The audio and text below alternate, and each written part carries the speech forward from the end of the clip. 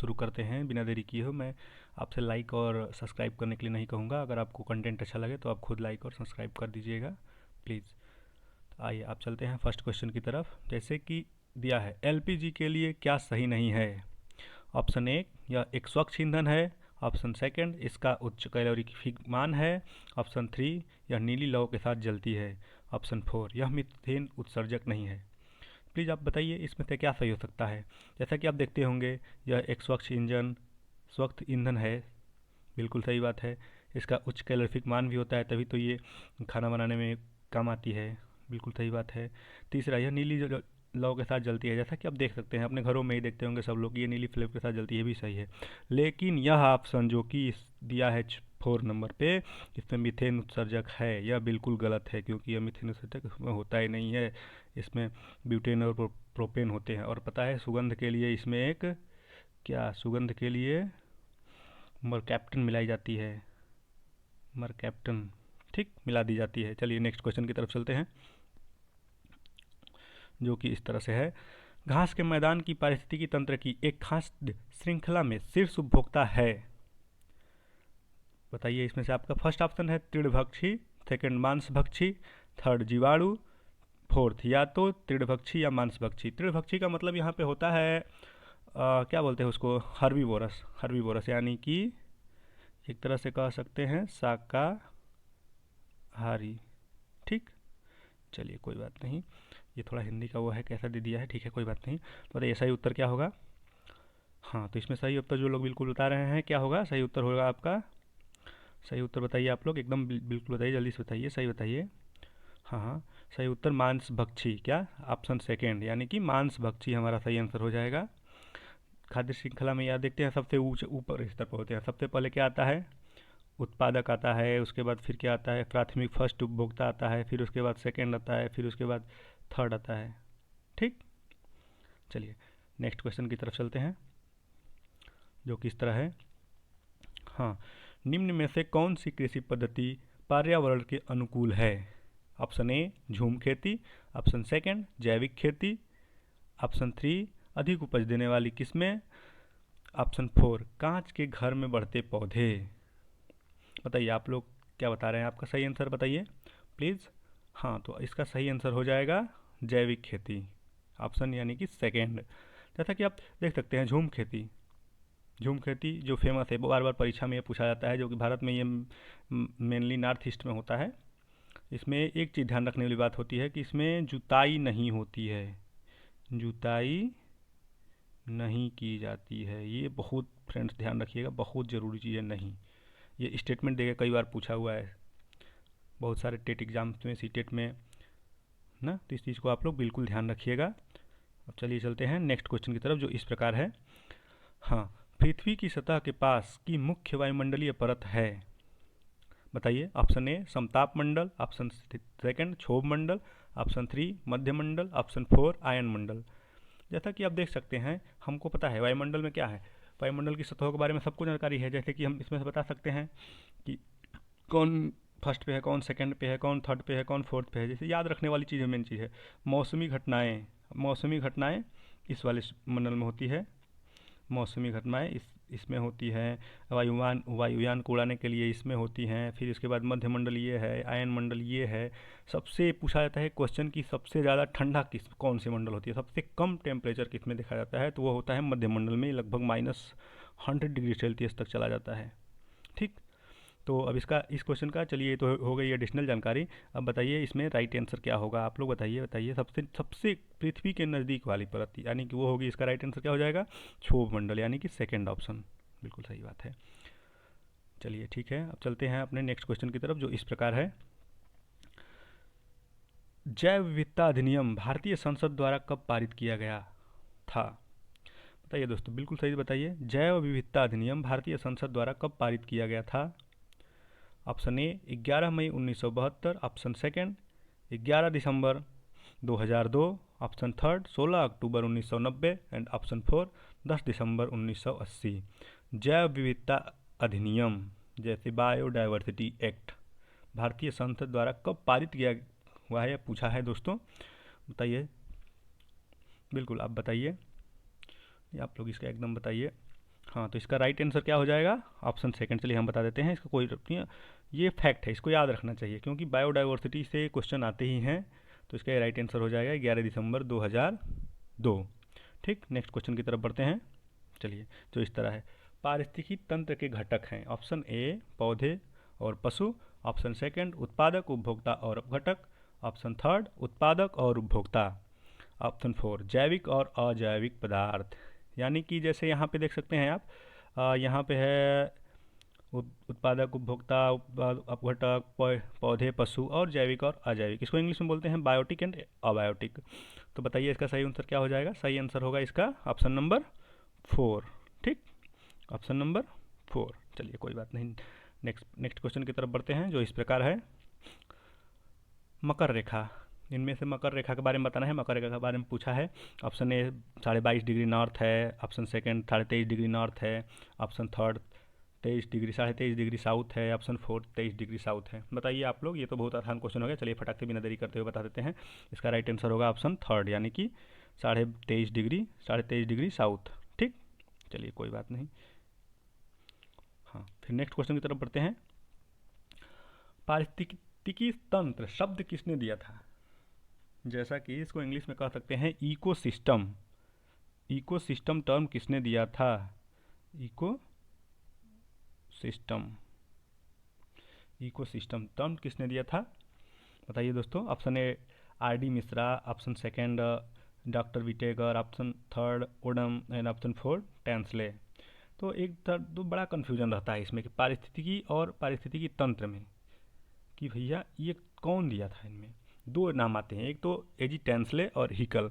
तो यहाँ पे एक हम बता देते हैं जिसके तरह से आप याद रख सकते हैं इसको। यहाँ पे देखिए तंत्र आया है, तंत्र तंत्र, फिर याद रखिए टेंसले, तंत्र तंसले, तंत्र तंसले, तंत्र तंसले, ऐसे याद रहेगा। तो इसका राइट आंसर हो जाएगा ऑप्शन 4। ठीक है, चलिए आगे बढ़ते हैं, जो इस प्रकार क्वेश्चन है नेक्स्ट।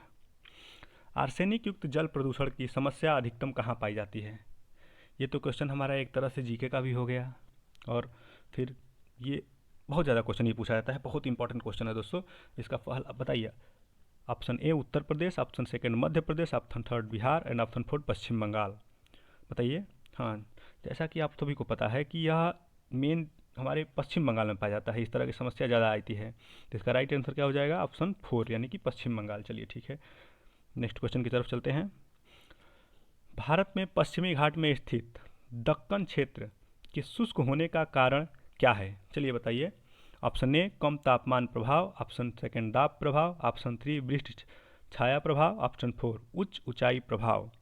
बताइए दोस्तों आप लोग इसका मतलब राइट आंसर बताइए। पश्चिमी घाट के बारे में पूछा है, पश्चिमी घाट में जो स्थित दक्कन का पठार है उसके बारे में पूछा है। बिल्कुल बिल्कुल बताइए, बिल्कुल बिल्कुल बताइए, इसके बारे में बताइए, बिल्कुल बताइए। हाँ, इसका राइट आंसर हो जाएगा वृष्टि छाया प्रदेश। वृष्टि छाया प्रदेश में पड़ने के कारण क्या होता है, जैसे हमारी मौसमी हवाएं होती है जिसको वो इस पर बारिश नहीं करती हैं, जिसके कारण ये यहाँ पे शुष्क होता है, यहाँ कम बारिश होने के कारण शुष्क हो जाता है। ठीक है, चलिए नेक्स्ट क्वेश्चन की तरफ चलते हैं, जो कि इस प्रकार है। वन्यजीव संरक्षण अधिनियम कब पारित किया गया था? Option A 1960, option second 1962, option third 1972 and option 4 1975। वन्य जीव संरक्षण अधिनियम, वन्य जीव पूछ रहा है, ध्यान रखिएगा, वन संरक्षण अधिनियम नहीं पूछ रहा है, यहाँ पे वन्य जीव संरक्षण अधिनियम पूछा गया है। हाँ बिल्कुल, जैसा कि आप लोग दे रहे हैं, राइट आंसर इसका हो जाएगा 1972, यानी कि ऑप्शन थर्ड। ठीक है, कोई बात नहीं, आगे बढ़ते हैं। नेक्स्ट क्वेश्चन जो कि इस प्रकार है। वायुमंडल की बाहरी सीमा पर प्राप्त सौर विकिरण प्रति इकाई क्षेत्र को के रूप में जाना जाता है? देखिए दोस्तों, इसका ऑप्शन 1 आतपन, दूसरा ऑप्शन उष्मा बजट, ऑप्शन थर्ड सौर स्थिरांक, ऑप्शन 4 सौर ऊर्जा। बताइए इसका सही आंसर क्या होगा? वायुमंडल की बाहरी सीमा पर प्राप्त सौर विकिरण प्रति इकाई क्षेत्र को के रूप में जाना जाता है। तो इसका राइट आंसर हो जाएगा ऑप्शन थर्ड, यानी कि सौर स्थिरांक। दोस्तों ये हमारे टेट 2021 में आए हुए सभी के सभी प्रश्न हैं, जो कि इतने इंपॉर्टेंट हैं इस समय, क्योंकि जैसा कि आप लोग जानते हैं आने वाली दिनों में चर्चाएं चल रही हैं कि टेट का नंबर जुड़ा जाएगा, इसलिए इस बार बहुत लोग भरेंगे और जी जान लगाएंगे। इसलिए आप भी एकदम समझ लीजिए कि यूपी की कोई भी नौकरियाँ हों, उनमें प्रीवियस ईयर क्वेश्चनों का कितना बहुत ज़्यादा महत्व होता है, इसलिए ध्यान से करिए इसको। चलिए नेक्स्ट क्वेश्चन की तरफ चलते हैं, जो कि इस प्रकार है, मौलिक कर्तव्यों को किस देश के संविधान से अपनाया गया है। हाँ देखिए, यहाँ पे चारों इंपॉर्टेंट हमारे ऑप्शंस हैं, इनसे क्वेश्चन बनते ही बनते हैं। जैसा कि पहला ऑप्शन से हम थोड़ी चर्चा कर लेते हैं, इस क्वेश्चन में इंपॉर्टेंट है इसलिए ज़्यादा टाइम नहीं लेंगे, लेकिन फिर थोड़ा चर्चा करें। जर्मनी से हमारे क्या लिए गए हैं, आपात उपबंध। क्या लिए गए हैं, आपात उपबंध। ठीक। ऑप्शन सेकंड, यूनाइटेड किंगडम यानी कि यूके, संसदीय प्रणाली, यहाँ से लिया गया है। यूएसए से हमारे सबसे इंपॉर्टेंट है, मौलिक कर्तव्य लिए गए हैं। क्या लिए गए हैं, मौलिक कर्तव्य लिए गए हैं। ठीक है। और इस क्वेश्चन का जो आंसर हो जाएगा ऑप्शन 4, जो कि सॉरी यहाँ पे देखिए, यूएसए से हमारे मौलिक अधिकार लिए गए हैं। ठीक है, मौलिक अधिकार लिए गए हैं यूएसए से, और मौलिक कर्तव्य जो लिए गए हैं वो हमारे यूएसएसआर, यानी कि क्वेश्चन का ऑप्शन, यानी कि यूएसएसआर को अब वर्तमान में रसिया कह सकते हैं। कोई दिक्कत नहीं आए, चलते हैं हम नेक्स्ट क्वेश्चन की तरफ, जो कि इस प्रकार है। ठीक है, WWF का पूर्ण रूप क्या है। WWF का पूर्ण रूप पूछा है, बताइए। क्वेश्चन ऑप्शन सो की हिंदी में दे दिए हैं। देखिए क्या होता है कि मेनली हमारे एग्ज़ाम में हिंदी इंग्लिश दोनों में आते हैं। हम यूपी के लोग, मेनली हम यूपी के लिए वीडियो बना रहे हैं, यूपी के लिए हैं। ठीक है, यूपी के लोग हिंदी भाषी क्षेत्र के होते हैं, इसलिए हिंदी में हमने ज़्यादातर क्वेश्चनों को लिया है। इंग्लिश में लेने का ज़्यादा कोई हमको वो पर्पज समझ में नहीं आया था। आप लोग खुद समझदार हैं तो समझ जाएंगे। तो बताइए इसका पूर्ण रूप क्या हो जाएगा। देखिए इसका पूर्ण रूप हम बता देते हैं। पूर्ण रूप होता है वर्ल्ड वाइल्ड लाइफ फंड। ठीक, जो कि इसका राइट आंसर हो जाएगा ऑप्शन 3, विश्व वन्य जीव कोष। ठीक है, नेक्स्ट क्वेश्चन की तरफ चलते हैं। फूलों की घाटी कहाँ स्थित है। ये क्वेश्चन भी बार बार पूछा जाता है, और इससे रिलेटेड एक क्वेश्चन और पूछा जाता है, उसको ध्यान रखिएगा। ये पूछा है फूलों की घाटी, और वो एक क्वेश्चन पूछता है फूलों की घाटी पूछे दोस्तों तो ये उत्तराखंड में। क्या, फूलों की घाटी पूछे तो उत्तराखंड में। और यहीं पे एक पूछ लेता शांत घाटी। क्या पूछ लेता, शांत घाटी। ये भी एक क्वेश्चन बहुत पूछता है। ठीक है, शांत घाटी कहाँ स्थित है। शांत घाटी स्थित है हमारी केरल में, इसको ध्यान रखिएगा। ठीक, चलिए नेक्स्ट क्वेश्चन की तरफ से। जो क्वेश्चन हमको लगेगा कि ये चर्चा करने योग्य है, चर्चा किया जाएगा। जिस क्वेश्चन में समय अधिक की जरूरत नहीं होगी वो हम अधिक समय नहीं देंगे। चलिए आगे बढ़ते हैं। हाँ, जो कि इस तरह से है हमारा नेक्स्ट क्वेश्चन। निम्नलिखित में से कौन सी एजेंसी मुख्य रूप से भारत में प्रदूषण की माप से संबंधित है। बिल्कुल, ये क्वेश्चन एकदम बहुत इंपॉर्टेंट क्वेश्चन है। हमारे टेट में ये सारे क्वेश्चन टेट के आए हुए हैं, लेकिन ये क्वेश्चन टेट में कई बार पूछा जा चुका है, इसलिए इस क्वेश्चन का आंसर ध्यान से दीजिए और एकदम दिमाग में बैठा लीजिए। स्क्रीनशॉट लेकर रख लीजिए, इसको नोट कर लीजिए। पेन और पेपर लेते चलिए, वन लाइनर की तरफ नोट करिए। ये हमारे एग्जाम के लिए बहुत इंपॉर्टेंट होते हैं। एग्जाम से आने 1-2 दिन पहले का जो समय होता है, रिवीजन में बहुत ज़्यादा काम करते हैं। फर्स्ट ऑप्शन हरित अधिकरण, सेकंड ऑप्शन केंद्रीय प्रदूषण नियंत्रक बोर्ड, थर्ड ऑप्शन केंद्रीय जल आयोग, और फोर्थ भारत सर्वेक्षण। तो इसमें से हरित अधिकरण को बोलते हैं एनजीटी। क्या बोलते हैं, नेशनल ग्रीन ट्रिब्यूनल। ठीक है, तो ये ग्रीन ट्रिब्यूनल हो गया, तो ये हमारे पेड़ पौधे से हो गई, बगीचे से हो गई। ठीक है, कोई बात नहीं। अब यहाँ पे आता है मेन हमारा क्या, प्रदूषण के बारे में पूछा है। प्रदूषण के बारे में पूछा है तो सीधा सीधा ऑप्शन में दिख रहा है दोस्तों, क्या ऑप्शन सेकंड, क्या केंद्रीय प्रदूषण नियंत्रण बोर्ड। ठीक है, चलिए नेक्स्ट ऑप्शन की तरफ चलते हैं। नेक्स्ट क्वेश्चन, कोटोपैक्सी एक सक्रिय ज्वालामुखी है, यह कहाँ स्थित है। देखिए जैसा कि जो दोस्तों आप लोग जानते हैं कि कोटोपैक्सी क्या है, एक सक्रिय ज्वालामुखी है। ज्वालामुखी कितने प्रकार के होते हैं, एक होता है शांत, एक होता है सुसुप्त, एक होता है सक्रिय। तो ये हमारा कोटोपैक्सी है जिसके बारे में पूछा है, सक्रिय ज्वालामुखी है।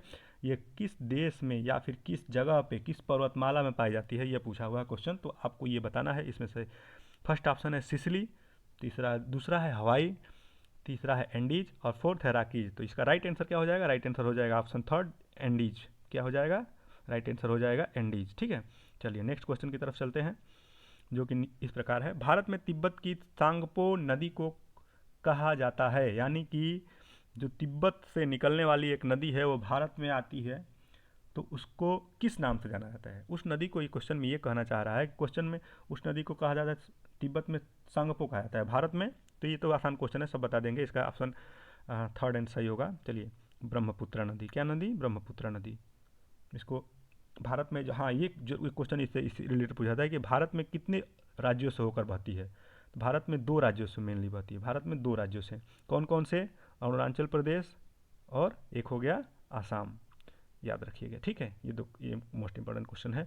चलिए नेक्स्ट क्वेश्चन की तरफ चलते हैं, जो कि इस प्रकार है। ध्रुव तारा है, ऑप्शन ए उत्तरी तारा, ऑप्शन सेकंड दक्षिणी तारा, ऑप्शन थर्ड पूर्वी तारा, ऑप्शन फोर पश्चिमी तारा।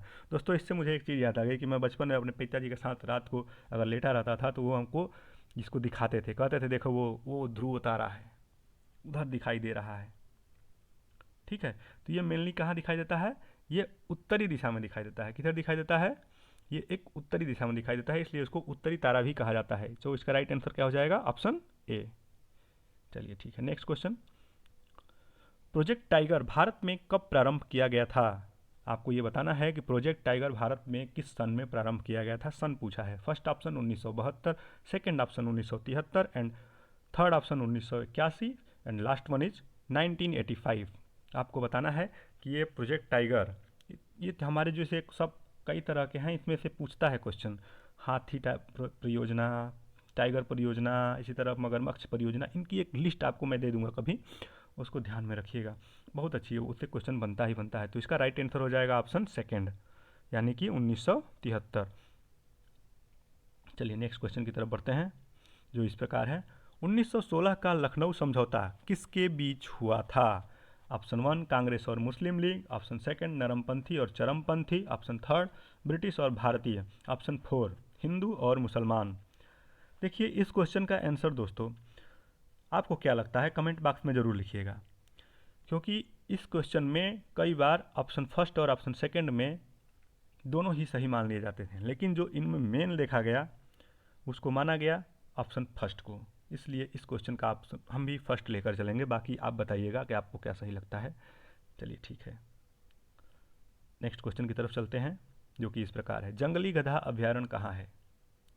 जंगली गधा अभ्यारण्य, ये एक बहुत इंपॉर्टेंट क्वेश्चन है। तो जंगली गधा इससे पूछता है, मेनली असम के जितने भी होते हैं उनसे ज़्यादा पूछा जाता है। अभ्यारण्य हुए, नेशनल पार्क हुए, ये सब जो होते हैं ना। मध्य प्रदेश के बारे में जानते हैं, सबसे ज़्यादा वन है, क्या है? सबसे ज़्यादा वन का क्षेत्रफल है, ठीक है। प्रतिशत की दृष्टि से पूछता है तो क्या मिजोरम को बता दिया जाता है, और ऐसे मध्य प्रदेश को बता देती है। चलिए आइए क्वेश्चन पे चलते हैं। जंगली गधा अभ्यारण्य, इसका राइट आंसर क्या होगा बताइए? राजस्थान, बिहार, मध्य प्रदेश और क्या है? गुजरात है ऑप्शन में। तो बताइए इसका क्या होगा राइट आंसर? इसका राइट आंसर हो जाएगा ऑप्शन 4, यानी कि गुजरात, ठीक है। चलिए कोई बात नहीं, नेक्स्ट क्वेश्चन की तरफ चलते हैं, जो इस प्रकार है। जैव आवर्धन क्या है, यानी कि बायो मैग्निफिकेशन क्या है? यह भी एक अच्छा क्वेश्चन है, इसको भी ध्यान रखना चाहिए। बात है कि इसमें लोग भूल जाते हैं, कोई दिक्कत नहीं है, इसको आपको याद रखना ही है। यानी कि ऑप्शन फर्स्ट है समय के साथ उत्तकों में एक विषाक्त पदार्थ की बढ़ती सांद्रता, सेकंड अपने पानी के पोषक तत्व संवर्धन द्वारा झील की प्राकृतिक उम्र बढ़ना, ठीक है। और ऑप्शन थर्ड है किसी क्षेत्र में प्राकृतिक रूप से पाए जाने वाले पौधे और जानवरों का समुदाय अक्सर उस क्षेत्र के लिए विशिष्ट सामान्य विशेषताओं को साझा करते हैं। ऑप्शन 4 उपयुक्त सभी। तो दोस्तों बताइए इसका क्या होगा, आपके हिसाब से इसका क्या होना चाहिए? चलिए बताइए, इसका बताइए। हाँ तो बताइए बायो मैग्निफिकेशन क्या है? इसका राइट आंसर हो जाएगा समय के साथ उत्तकों में एक विषाक्त पदार्थ की बढ़ती सांद्रता को ही बायो मैग्निफिकेशन बोला जाता है। क्या बोला जाता है? समय के साथ उत्तकों में एक विषाक्त पदार्थ की बढ़ती सांद्रता को बायो मैग्निफिकेशन बोला जाता है, ठीक है। चलिए याद रखिएगा। नेक्स्ट क्वेश्चन की तरफ चलते हैं, जो कि इस प्रकार है। ग्रीन पीस इंटरनेशनल का मुख्यालय कहाँ स्थित है? ये भी एक अच्छा क्वेश्चन है। इस तरह से मुख्यालय जो होते हैं पर्यावरण से रिलेटेड, खास तौर से पर्यावरण से रिलेटेड जो होते हैं, इन्वायरमेंट से रिलेटेड होते हैं, वो बहुत पूछे जाते हैं। और हमारा यूपी टेट ऐसा ही है कि एकदम to the fact to the point पूछता है। ज़्यादातर सी टेट की तरह नहीं होता है कि इसमें अंडरस्टैंडिंग बेस्ड क्वेश्चन होते हैं, इसमें एकदम वही टू द फैक्ट पूछता है एकदम। तो बताइए इसका राइट आंसर क्या होगा? आप लोगों ने राइट आंसर इसका दे दिया होगा, राइट आंसर होगा एम्स्टर्डम। क्या होगा? एम्स्टर्डम, ठीक है। चलिए ठीक है, नेक्स्ट क्वेश्चन की तरफ चलते हैं, जो कि इस प्रकार है। निम्नलिखित में से कौन सा जैवमंडल का एक अजैविक घटक नहीं है? ध्यान रखिएगा दोस्तों, ये एक नया ट्रेंड चल रहा है, इससे क्वेश्चन बहुत पूछ रहे हैं। ये नहीं का ध्यान खास तौर से रखिएगा, नहीं तो सीधा के सीधा 1 नंबर आपको चला जाएगा। क्या है? नहीं का खास तौर से ध्यान रखिएगा, नहीं पूछा है। चलिए, option A protein, option second मृदा, ऑप्शन थर्ड कवक एंड ऑप्शन फोर फास्फोरस। बताइए। तो आप लोग दे दिए होंगे अजैविक घटक है पूछता, तो इसमें हम देखते कि कौन सा है। नहीं पूछा है तो देखेंगे कि कौन सा नहीं है, नहीं देखेंगे। अजैविक नहीं है यानी कि जैविक है, ठीक है। तो ऐसे करके देखेंगे। नहीं दे दिया तो जो अजैविक नहीं है यानी कि जैविक है, तो देखेंगे हम इसमें से क्या प्रोटीन जैविक है, नहीं प्रोटीन अजैविक है, ठीक है। तो ये होगा नहीं। ये मृदा भी अजैविक है, फास्फोरस भी अजैविक है, तो हमारा जैविक क्या बचा अब, कवक। इसलिए राइट आंसर क्या होगा इस क्वेश्चन का, ऑप्शन थर्ड। चलिए नेक्स्ट क्वेश्चन की तरफ चलते हैं जो इस प्रकार है। संविधान सभा ने हमारे राष्ट्रगान को कब अपनाया। ऑप्शन एक 20 जनवरी 1950, ऑप्शन सेकंड 24 जनवरी 1950, ऑप्शन थर्ड 21 मई 1949 एंड ऑप्शन फोर 13 नवंबर 1949। इसका राइट आंसर दीजिएगा। इस दिन बहुत कुछ हुआ था। 24 जनवरी 1950 को बहुत दिन हुआ था, उसको आप देख लीजिएगा या तो फिर हम कभी बता देंगे। इसमें हमारा क्या हुआ कि संविधान राष्ट्रगान को अपनाया गया था, ठीक है। चलिए ठीक है, इसमें इस क्वेश्चन का राइट आंसर क्या हो जाएगा, ऑप्शन सेकंड, यानी कि 24 जनवरी 1950 को। चलिए नेक्स्ट क्वेश्चन की तरफ बढ़ते हैं। क्योंकि मैं ज़्यादा चर्चाएं नहीं कर रहा हूँ, जो क्वेश्चन लग रहा है चर्चा योग्य है उस पर चर्चा करूँगा, बाकी नहीं करूँगा क्योंकि प्रीवियस ईयर है, इस पर ध्यान से दिए, ज़्यादा लंबी वीडियो हो जाएगी। 30 क्वेश्चन है। कार्बन डेटिंग से क्या तात्पर्य है। चट्टानों की मजबूती का मापन, ऑप्शन थर्ड सफ़ेद बोर्ड पर लिखने के लिए कार्बन का उपयोग, ऑप्शन प्राचीन स्थलों में हड्डियों का पदार्थों की आयु का मापन, हड्डियों या पदार्थों की आयु का मापन। देखिए ऑप्शन थर्ड कैसा दे दिया है, सफ़ेद बोर्ड पर लिखने के लिए कार्बन का उपयोग, कार्बन डेटिंग। क्या बात है भाई, कुछ भी। चलिए कोई बात नहीं। तो इसका राइट आंसर बताइए। राइट आंसर बताइए। बिल्कुल राइट आंसर क्या हो गया, ऑप्शन फोर। ऑप्शन फोर यानी कि ये प्राचीन स्थलों में हड्डियों या पदार्थों की आयु का मापन ही कहलाता है क्या, कार्बन डेटिंग। इससे हमारे क्या होता है कि इसमें जो कार्बन की कितनी मात्रा रह गई है, जैसा कि आप लोगों ने केमिस्ट्री में ये सब पढ़ा होगा कि कार्बन डेटिंग क्या होता है, उसमें कैसे कैसे इतने इतने साल बाद कार्बन की कितनी मात्रा बचती जाती है। उससे हम पता करते हैं कि उस चीज़ जो हमारी पदार्थ है उसमें कार्बन की कितनी मात्रा है, उसके आधार पर उसके आयु का निर्धारण किया जाता है। इसी पद्धति को कहा जाता है कार्बन डेटिंग। चलिए ठीक है, नेक्स्ट क्वेश्चन की तरफ चलते हैं जो कि इस प्रकार है। कान्हा राष्ट्रीय उद्यान भारत के किस राज्य में स्थित है। कान्हा राष्ट्रीय उद्यान भारत के किस राज्य में स्थित है। Option A Pashchim Bangal, option second Gujarat, option third Tamil Nadu and option fourth Madhya Pradesh. देखिए पश्चिम बंगाल की एक पूछा जाता है कि पश्चिम बंगाल का शोक किस नदी को कहा जाता है। तो इस पश्चिम बंगाल का दामोदर नदी को कहा जाता है। फिर पश्चिम बंगाल में ये पूछा जाता है क्वेश्चन जो कि पहले आया था कि आर्सेनिक के कारण सबसे ज़्यादा क्या प्रदूषण, दूषित जल, मेनली ये पश्चिम बंगाल में होता है। गुजरात से पूछा जाता है मेनली ज़्यादातर गिर राष्ट्रीय उद्यान खासतौर से एशियाई शेरों के लिए, ठीक है। तो इनसे ये एक्स्ट्रा फैक्ट है जो आपको एकदम पूछे जाते हैं, जो जनरली पूछे जाते हैं भाई, ये सबको याद होना चाहिए। फिर ठीक है, और उसी तरह से हम इसका राइट आंसर देते हैं, जैसा कि इसका राइट आंसर होगा ऑप्शन फोर यानी कि मध्य प्रदेश। हाँ, एक क्वेश्चन मध्य प्रदेश से और पूछा जाता है, जैसे कि टाइगर स्टेट किसे कहा जाता है, इसी को कहा जाता है, सबसे ज़्यादा वन इसी के पास हैं। फिर उसके बाद माधवगढ़, फिर ऐसे ही सब माधवगढ़ ये पूछे जाते हैं, इसी में सभी होते हैं, ठीक है। चलिए नेक्स्ट क्वेश्चन की तरफ चलते हैं जो कि इस प्रकार है। सर्वाधिक जैव विविधता पाई जाती है। सर्वाधिक जैव विविधता पाई जाती है।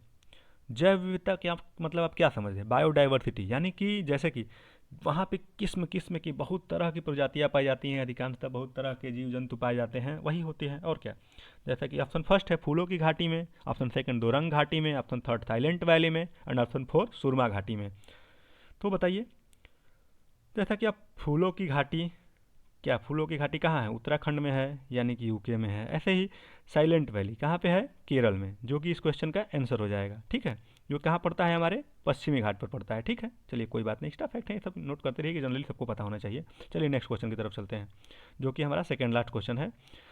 दोस्तों सेकेंड लास्ट क्वेश्चन है, कोई दिक्कत नहीं है, आइए। तो क्या हो गया, ये क्या हो रहा है। चलिए नेक्स्ट क्वेश्चन की तरफ चलते हैं।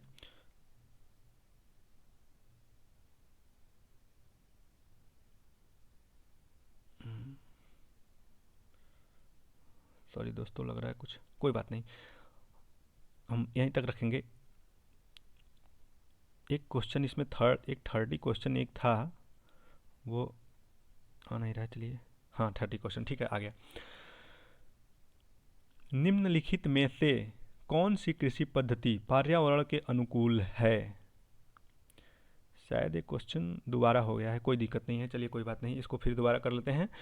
इसका आंसर हो जाएगा जैविक खेती, ठीक है, इसका आंसर हो जाएगा जैविक खेती। चलिए कोई बात नहीं। चलिए तो वीडियो को हम आज के लिए यहीं रखते हैं। धन्यवाद, थैंक यू। बिल्कुल आप लोगों ने शांति से देखा, इसको देखिएगा। अगर आपको अच्छा लगे तो लाइक करिएगा, चैनल को सब्सक्राइब करिएगा। ऐसे ही हम बारी बारी से सब वीडियो डालते जाएंगे। पूरा प्रीवियस ईयर हम करेंगे, पूरा पूरा प्रीवियस ईयर करेंगे, क्योंकि प्रीवियस ईयर से क्वेश्चन बनते ही बनते हैं, जैसा कि आप पिछली बार ही देख चुके थे कितने रिपीट हुए थे क्वेश्चंस। चलिए थैंक यू।